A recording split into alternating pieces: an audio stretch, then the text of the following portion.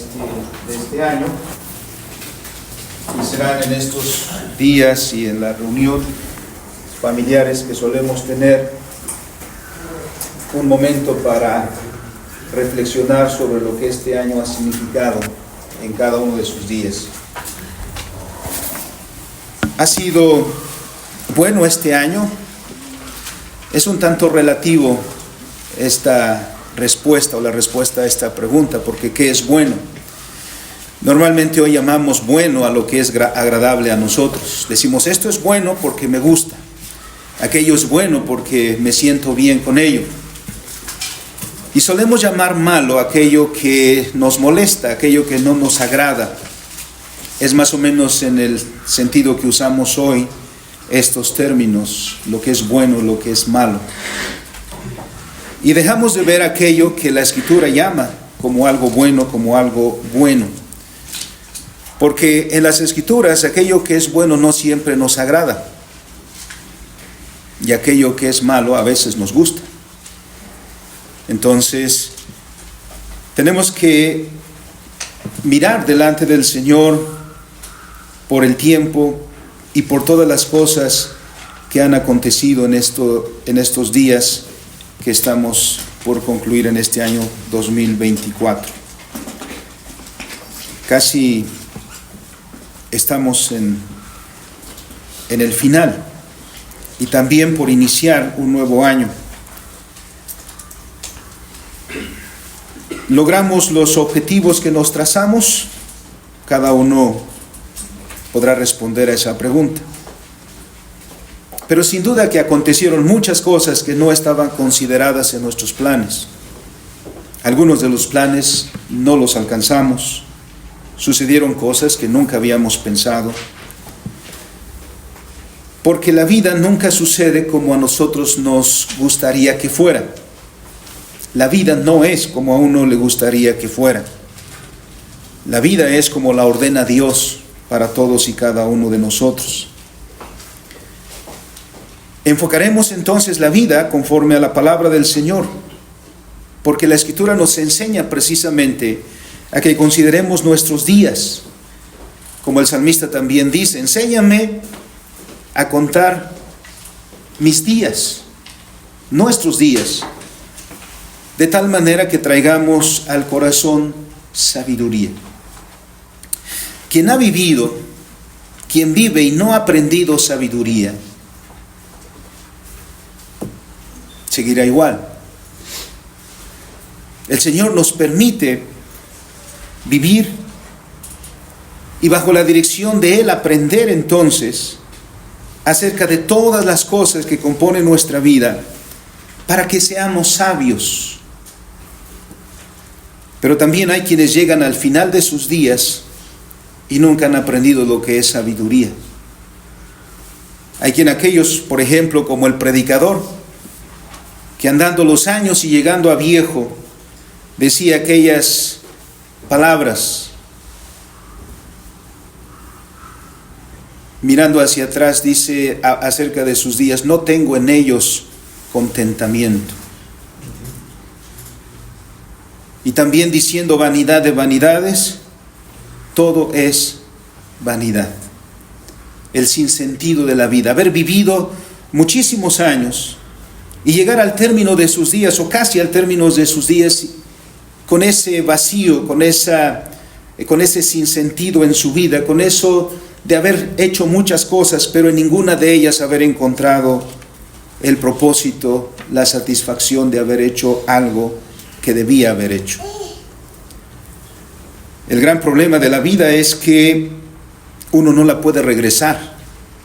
Uno no puede retroceder el tiempo para enmendar lo que salió mal, lo que hizo mal. Uno no puede volver atrás. Uno no puede ensayar en la vida para que la próxima le salga bien. Solo tenemos una vida. Solo tenemos los días que Dios nos da.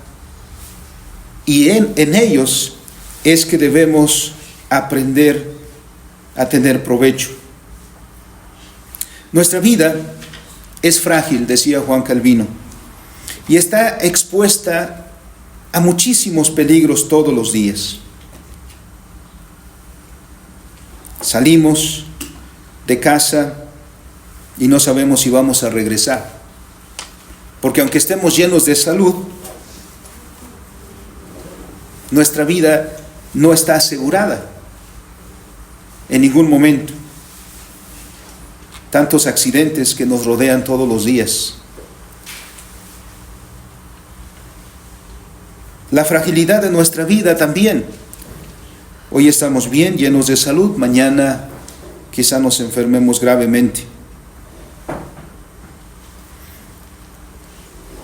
Hay muchas cosas, un terremoto, un temporal, un viento fuerte, tantas y tantas cosas en derredor nuestro, que si tuviéramos presente cada uno de estos peligros que tenemos todos los días, a lo mejor ni de la cama nos levantáramos. Pero sucede que aún en la cama no faltan los peligros. Nuestra vida no la controlamos nosotros. Nuestra vida no la dominamos nosotros. Podemos querer, pero eso es todo, porque no podemos asegurar, porque no tenemos el control de las cosas. No controlamos los terremotos, los huracanes, los diluvios, el frío. La pandemia nos enseñó cuán frágiles somos. Nos llenó de pavor el solo pensamiento de enfermarnos y mucho más el de perder la vida, solo por mencionar algunas cosas. No quiero amargarles este día, pero solo que pensemos con detenimiento lo que es la vida y cuán frágiles somos. Hemos pasado un año y cada uno tendrá la evaluación del tiempo que el Señor le dio y de las cosas que vivió, de las que logró y de las que no, de las que fracasó, porque la vida también tiene fracasos, aunque nos gusta más contar los éxitos, pero los fracasos también son parte de la vida. De unas y otras debemos aprender, porque unas y otras las recibimos del Señor, porque aquí es entonces el punto en que los cristianos nos distinguimos de los no cristianos. Los no cristianos suelen pensar que su vida está sujeta a un tipo de, no sé qué, algo impersonal, como a lo que suelen llamar la fortuna, la suerte, que al no saber bien qué es, pues es muy caprichosa. Por eso la gente suele decir, qué suerte cuando te va bien, pero qué mala suerte cuando te va mal. Pero al final es algo abstracto mencionar a la suerte, al acaso, a la casualidad. En el hablar diario está lleno nuestro lenguaje de eso. Qué casualidad que nos encontramos. Qué casualidad que te haya salido bien. Qué casualidad que lo hayas encontrado, etc. Estas palabras, quien usa estas palabras, qué suerte, qué mala suerte, qué casualidad, está dejando ver su cosmovisión en esas palabras. Simplemente vean con qué frecuencia las usa y estaremos viendo cuál es su visión de la realidad. Porque esas palabras mencionan o expresan su cosmovisión. No sabe entonces con seguridad a dónde va. No sabe con seguridad y vive todos los días temiendo por su vida, queriendo en todo lo que está a su disposición, querer hacer algo para asegurarse el bien, para asegurar su vida, para que todo le vaya bien. Como veremos en estos últimos días, hay muchas personas saliendo con sus maletas a la calle esperando que tengan viajes este año. Otros lanzando monedas esperando que este año sea más próspero económicamente. Otros llegando a cuestiones más ridículas de usar ropas de cierto color para tener más amor este año, qué sé yo. Y bueno, no hay una falta de cuestiones en este orden, porque la gente quiere que le vaya bien, la gente quiere que tenga éxito, la gente quiere tener salud, la gente quiere tener a su familia, la gente quiere tener trabajo, la gente quiere tener bienestar. Y hará todo lo posible según crea o le digan para alcanzar eso. Pero en ese contexto, ¿qué tenemos nosotros como cristianos? Porque también entre cristianos a veces no vemos como debiéramos ver, tanto que nos hemos visto en algunos momentos desesperados, ¿o no? Nos hemos enfermado y hemos llegado a la desesperación en medio de la enfermedad nuestra o de nuestros seres queridos. En una cuestión adversa económica nos hemos visto casi desesperados, casi llorando, o bien llorando y desesperados. Y la pregunta en ese punto es, hermano, ¿y dónde está tu fe? ¿Por qué llegamos a ese punto, a esa expresión de nuestra desesperación? ¿Qué acaso no nuestra cosmovisión es diferente? Y quiero detenerme en el Salmo 91, en el versículo 1 particularmente, porque la consolación para el cristiano en su vivir diario es que mora bajo la sombra del Omnipotente. Esa es la consolación para el cristiano en su vivir diario, que constantemente vive a la sombra del Omnipotente. Mire lo que dice el texto. O léanlo conmigo. Dice este precioso pasaje: el que habita al abrigo del Altísimo morará bajo la sombra del Omnipotente. Ya de principio el salmista está planteando su cosmovisión aquí, muy diferente de cualquier otra nación en derredor, porque está dejando ver su visión de la realidad, su visión del cosmos, su visión de sí mismo, su visión de la vida, sin entrar en muchos detalles, porque explorar nos llevaría bastante tiempo. Solo queremos resaltar algunos puntos para consolación y fortaleza de cada uno de nosotros como pueblo del pacto.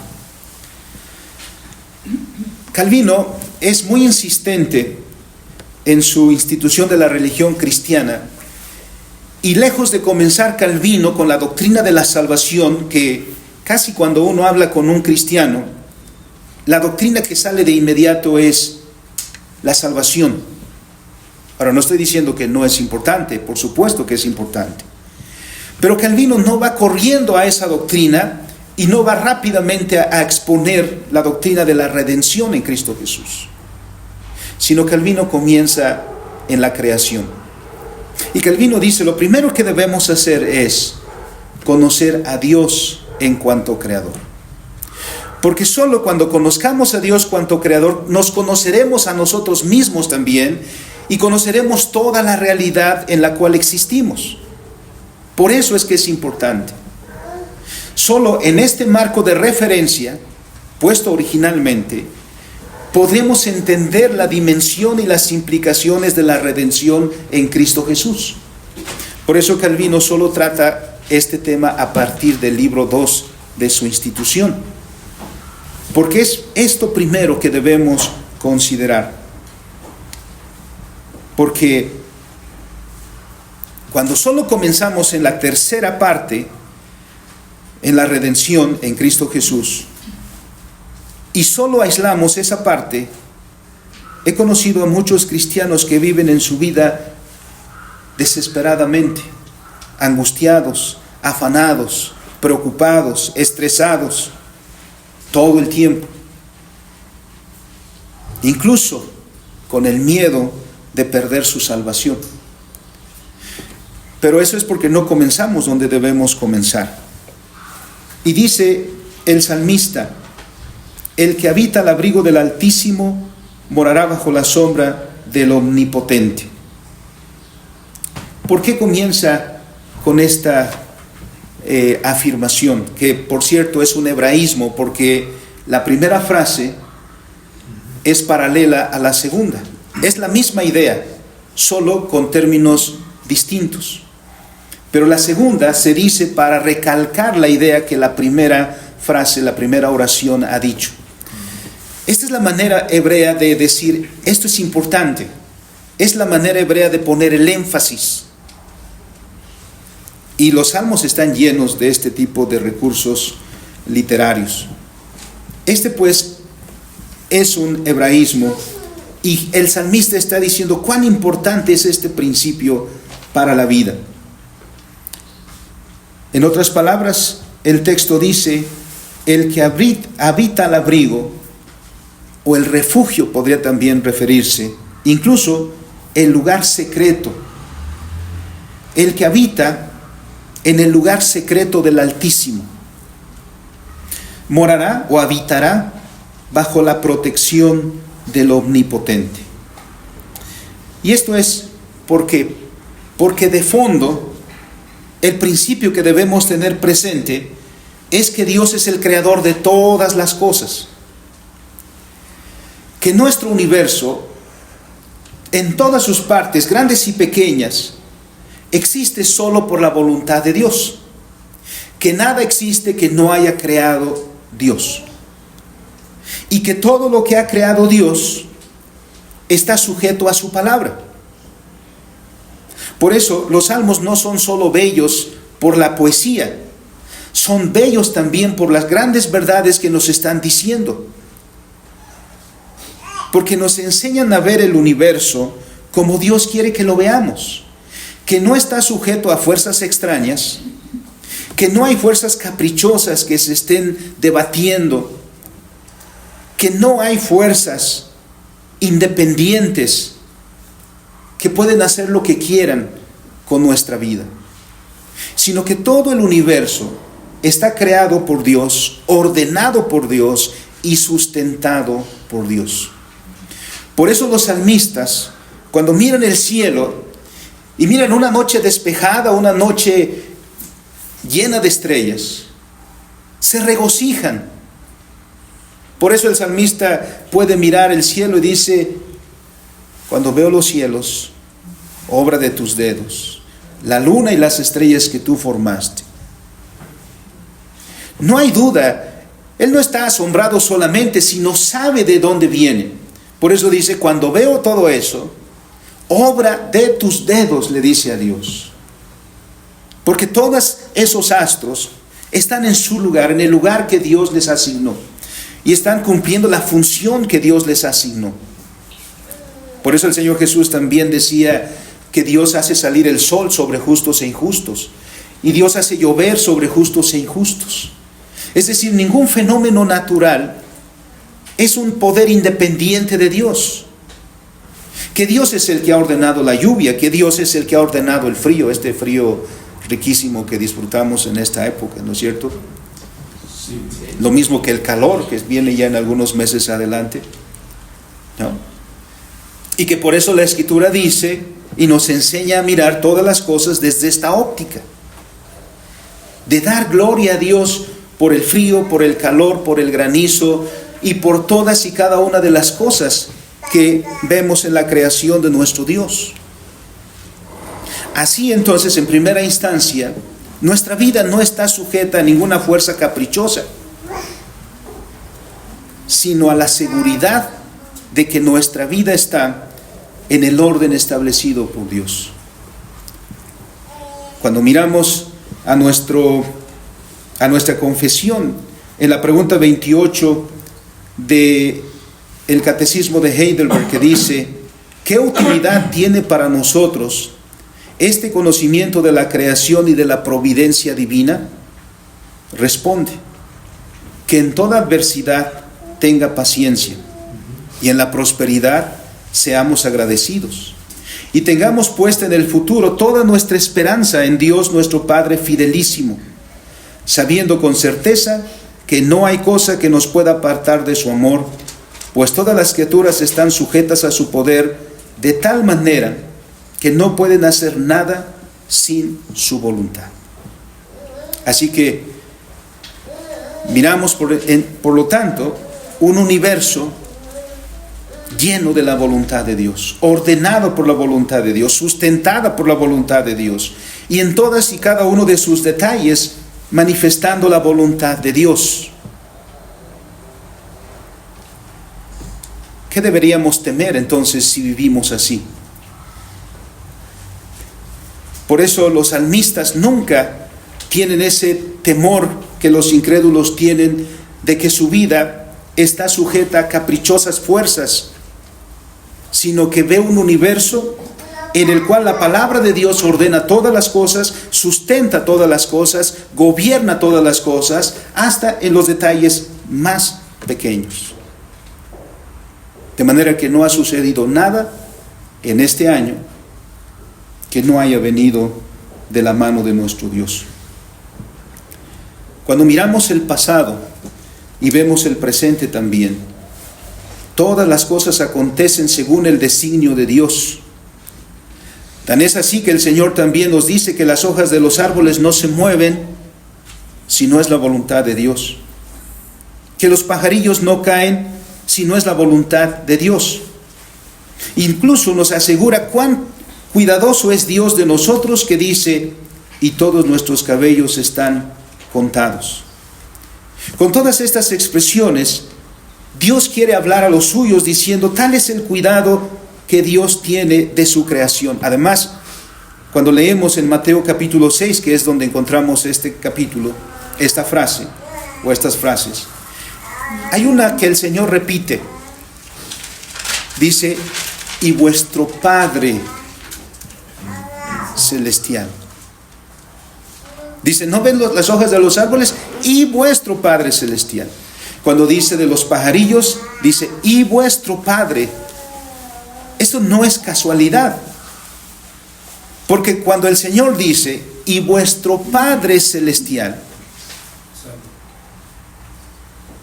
y al final, ¿no?, vuestro Padre celestial sabe de qué cosas tienen ustedes necesidad. Pero esa repetición de que Dios es nuestro Padre,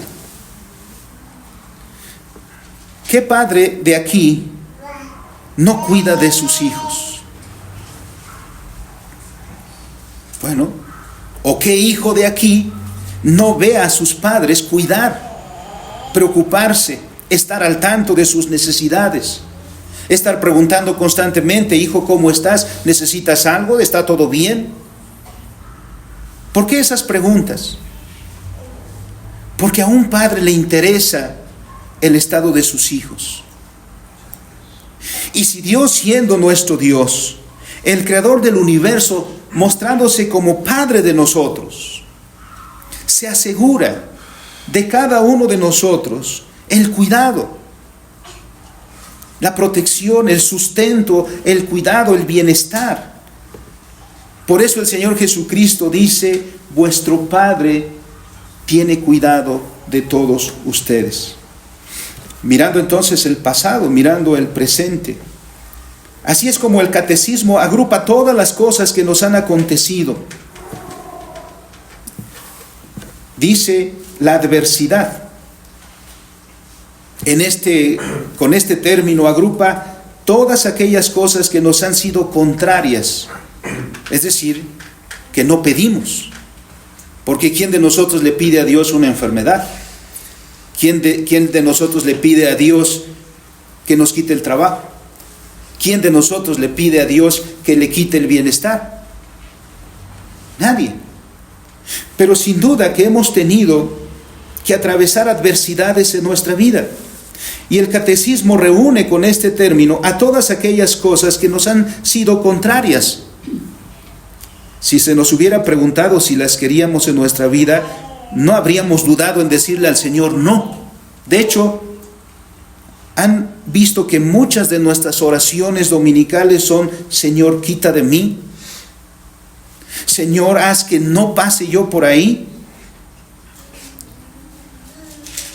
Pero nuestra vida ha experimentado enfermedades propias, enfermedades de nuestros seres queridos. Hemos hecho oraciones por los enfermos graves, por escasez. Hemos tenido escasez. Hemos experimentado, como decía el apóstol Pablo, el tener, pero también el no tener problemas de diferentes índoles. Pero nos dice el catecismo, ¿cuál debe ser nuestra actitud en la adversidad?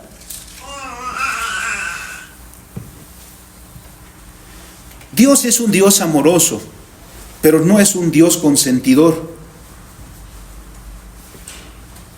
Ahora, parece que a veces nosotros entendemos que un padre amoroso es un padre consentidor. Pero todos sabemos que un hijo consentido es probable que lo echemos a perder. Dios no nos da todo lo que nosotros queremos, porque Dios no está ahí como el mago de la lámpara para satisfacer todos nuestros caprichos. Como dice Hebreos capítulo 12, Dios nos trata como hijos, no como entenados, como decimos nosotros, ¿no? Nos trata como hijos. Y al tratarnos como hijos nos disciplina, nos corrige, nos amonesta. Y como cuando se trata de la salud, aunque ahora los jarabes son, hasta diríamos, deliciosos porque tienen sabor a piña, a cereza, a fresa. La medicina no es algo que nos deleite. Sin embargo, es buena. Es para nuestro bien. Por eso es que el catecismo dice que en la adversidad nuestra actitud debe ser de paciencia, esperar. Porque recuerden al apóstol Pablo diciendo, a los que aman a Dios, todas las cosas les ayudan a bien. No debemos asociar la adversidad de nuestra vida al abandono de Dios, porque a veces eso es lo primero que pensamos. Dios no me escucha, Dios no está conmigo, Dios no me quiere, Dios la trae contra mí. Esa es una conclusión muy rápida. A veces como padres, cuando nuestros hijos se caen, se tropiezan, lo mejor es que los dejemos, que solitos se levanten. No que corramos a levantarlos. Porque es entonces cuando se hacen fuertes. Porque es entonces cuando aprenden. Porque es entonces cuando aprendemos a tener más cuidado. Porque en todo lo que Dios nos da en la adversidad, también es para nuestro bien. Por eso debemos esperar siempre con paciencia. Pero el catecismo también, en segundo lugar, reúne muchas otras cosas con un solo término: prosperidad. Todas las cosas que no son gratas. Ahora, ¿qué cosas no son gratas? Pues de esas hablamos más frecuentemente. Salud, trabajo, bienestar en todos los sentidos. Todas estas cosas también son prodigadas por el mismo Dios para cada uno de nosotros, y en todas ellas, dice nuestro catecismo, debemos mostrar gratitud a Dios, que es la fuente de todo bien. Pero a veces parecemos de aquel grupo de enfermos de lepra que se acercaron al Señor Jesús y le pidieron al Señor Jesús que fueran sanados. El Señor Jesús le dio las indicaciones de la ley de Moisés y estos se encaminaron hacia el templo para presentarse ante el sumo sacerdote o a los sacerdotes. En el camino experimentaron la salud, pero ¿cuántos regresaron a darle gracias al Señor? Uno, sin duda, fortalecido, animado. Lo que la enfermedad había significado para un leproso en aquel tiempo era el aislamiento. Un leproso ni siquiera podía entrar a la ciudad, no podía ver a su familia. Su familia le prodigaba algunos cuidados Por ejemplo, como proveerle alimentos. Pero cuando podía llevarle alimentos a su ser querido que estaba fuera de la ciudad, pues era como si se lo diera a los perritos. Ahí se lo dejas, pero no te acercas. Ese hombre, en el camino, se vio a sí mismo y vio su carne sanada, sin ninguna señal de lepra. Su gratitud era tal que no esperó a llegar al templo y regresar. De inmediato regresó a donde estaba el Señor Jesús para darle gracias. Porque Él era de quien recibió la salud. Nosotros a veces parecemos de aquellos que cuando estamos en adversidad no dejamos de orar, de pedir, de rogar, de pedir a los demás que rueguen por nosotros, pero cuando recibimos, ni una oración, ni un testimonio de gratitud, ni un reconocimiento de que Dios ha escuchado, ningún reconocimiento al Padre amoroso de que nos ha dado, que nos ha sustentado, que ha enjugado nuestras lágrimas, que ha tenido cuenta de nuestras angustias. Olvidamos ser agradecidos. Conocida es la historia de Job y las palabras que este siervo del Señor pronunció, habiendo recibido todo lo que poseía, pero de un momento a otro también haber perdido todo aquello que había recibido del Señor. Estando agobiado sin duda por todas aquellas experiencias, no dudó en decir: Jehová dio y Jehová quitó, sea el nombre de Jehová bendito. No perdió su convicción, no perdió su enfoque, porque a veces nosotros somos fieles creyentes cuando estamos con las manos llenas, pero prontos para abandonar a nuestro Dios cuando tenemos las manos vacías. Pero como se dice popularmente, ¿cuándo es cuando se conoce a los verdaderos amigos?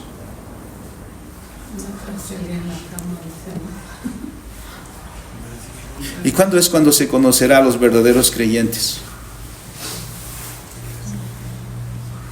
Cuando no decaen su fe aún en la adversidad, sino que aún en la adversidad su esperanza es Dios, su seguridad es Dios, su expectativa es Dios, porque Él da y Él quita, porque el dueño es Dios y no nosotros. El dueño de todo lo que existe, de nosotros mismos, de nuestras vidas y de todo lo que nosotros tenemos, no somos nosotros, es Dios. Y Dios puede disponer de lo que nos ha dado, incluso de nuestros seres queridos. Nosotros decimos: hemos perdido un hermano, un amigo, un hijo, un padre. ¿Era nuestro? Sí, en una relación ética, pero era de su Señor, era de Dios. Y el Señor dispone de sus vidas como dispone de nuestras vidas.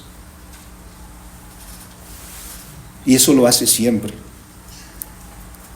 Por eso el Salmo dice: el que habita al abrigo del Altísimo morará bajo la sombra del Omnipotente.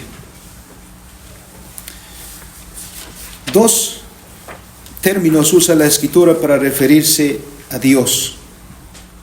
El primero es el león. Aquí, en nuestra versión de la Biblia, se traduce como el Altísimo. Y este término, para referirse a Dios, se usa en la Biblia para indicarnos el estatus supremo de Dios. Este nombre de Dios enfatiza la soberanía de Dios, enfatiza su majestad, enfatiza la posición exaltada de Dios sobre toda la creación. Por eso dice: el que habita al abrigo del Altísimo, el que habita al abrigo del Supremo, el que habita al abrigo de aquel que es soberano sobre todas las cosas, el que habita bajo la majestad del que gobierna toda la creación. Con razón dice, con seguridad, ¿cuál es el resultado? Morará bajo la sombra del Omnipotente. Con este término se enfatiza entonces a Dios y el poder suyo para gobernar todas las cosas. No es entonces solamente un nombre.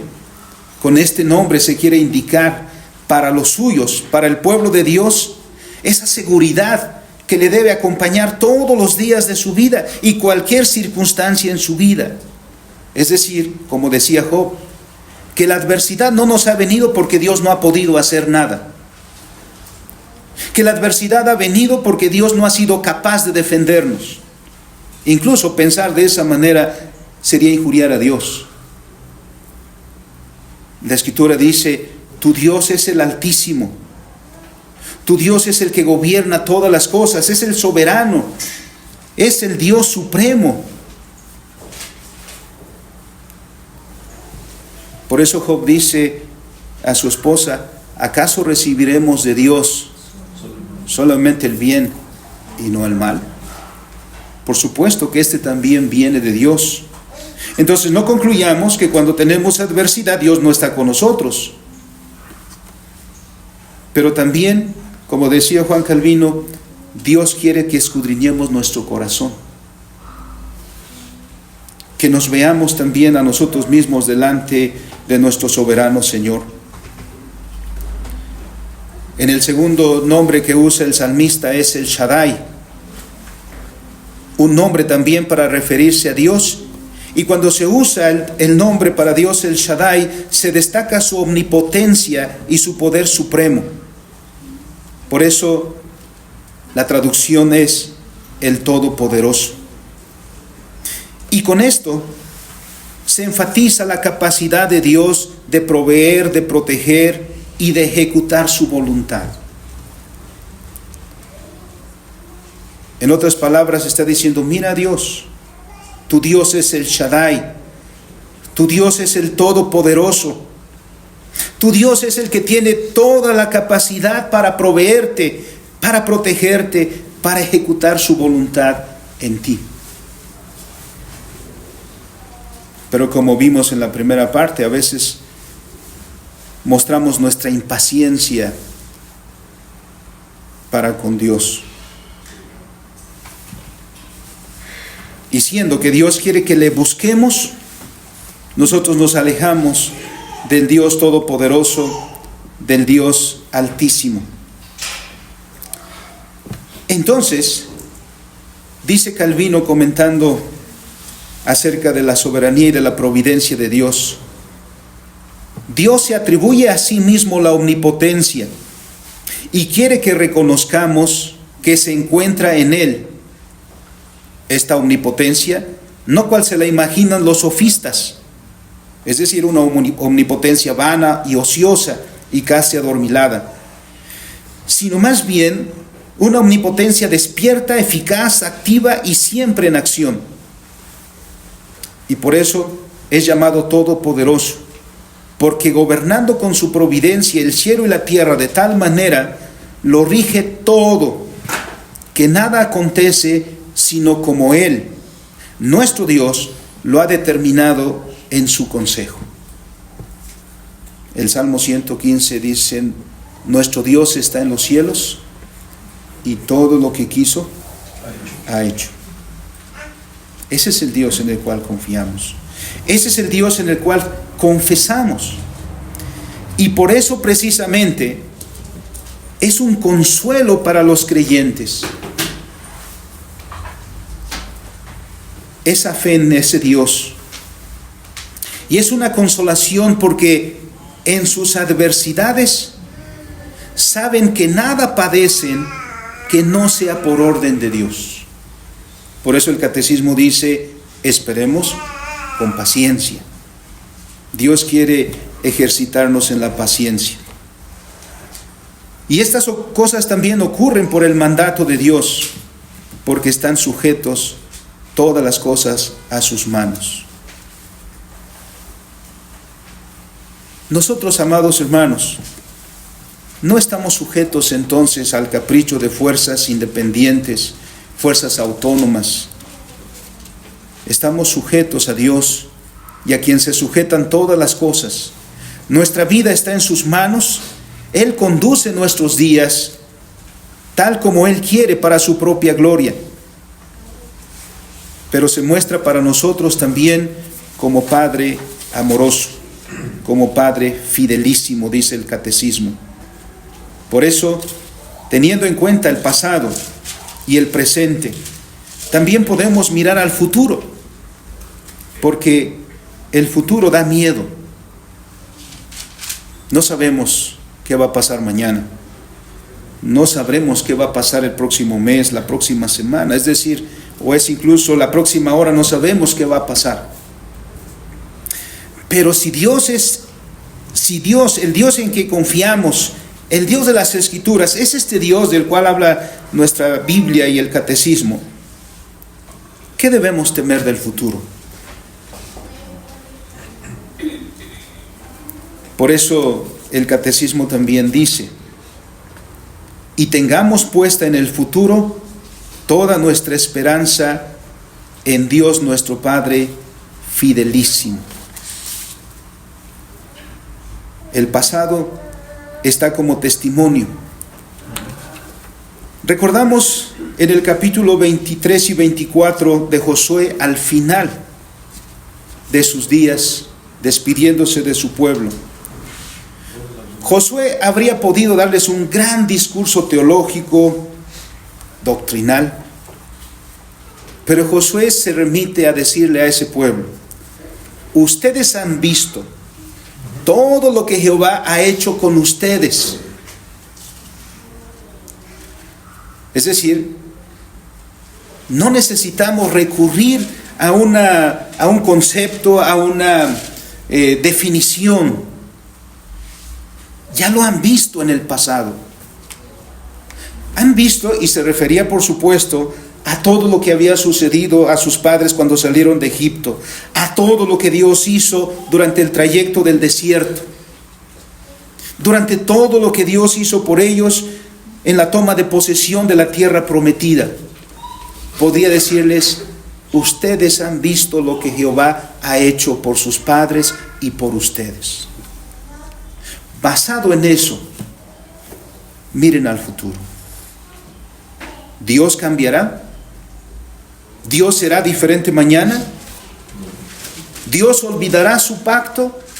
¿Dios olvidará sus promesas?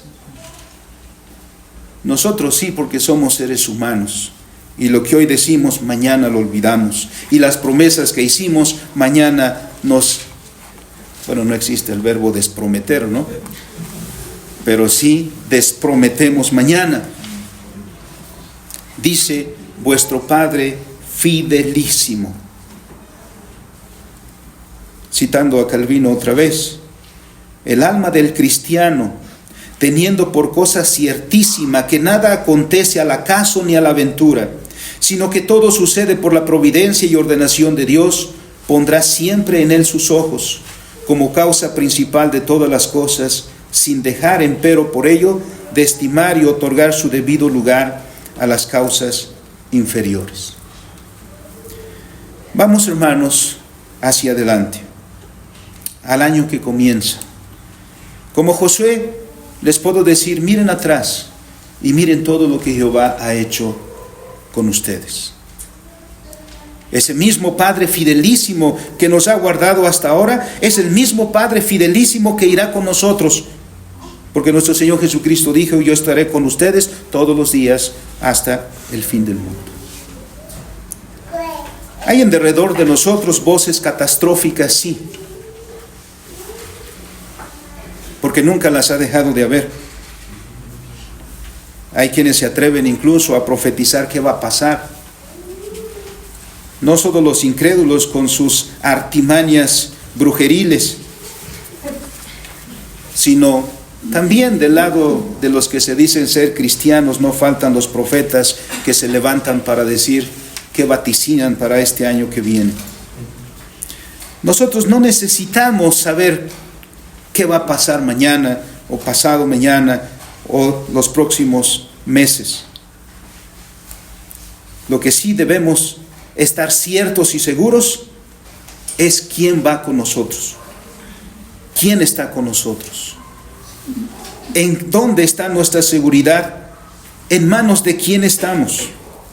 Y solo eso basta, porque es como el hijo que conoce a su padre y que no importa dónde esté, mientras esté en sus brazos se siente seguro, y tan seguro que no duda en quedarse dormido ahí en el regazo de su padre, porque está seguro que su padre lo llevará en sus brazos y buscará siempre su mejor bienestar. Nosotros también solo nos basta saber el Dios que ordena todas las cosas, el Dios en quien está nuestra vida, el Dios que se ha mostrado para nosotros como Padre fidelísimo, el Dios que nos ha acompañado hasta este punto en nuestra vida. Él no cambiará, porque Él dice que Él es el mismo ayer, hoy y por los siglos. Dios no se cansará, ni se fatigará, porque no es como nosotros. Él es el Señor de toda la gloria, y con Él iremos seguros.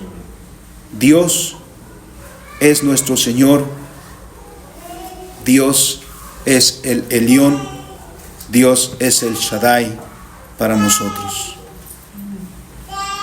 Consolémonos, gocémonos y vivamos todos los días para la gloria de nuestro Dios. Oremos. Bendito y soberano Dios y Padre, te damos gracias, porque consuelas, Señor, nuestro corazón, nos das fortaleza, porque ciertamente, Señor, nosotros no tenemos la capacidad de comprender todas las cosas, ni podemos explicar todos los acontecimientos. No sabemos los porqués de muchas cosas, de las cosas que han acontecido este año, de las que nos acontecen ahora mismo.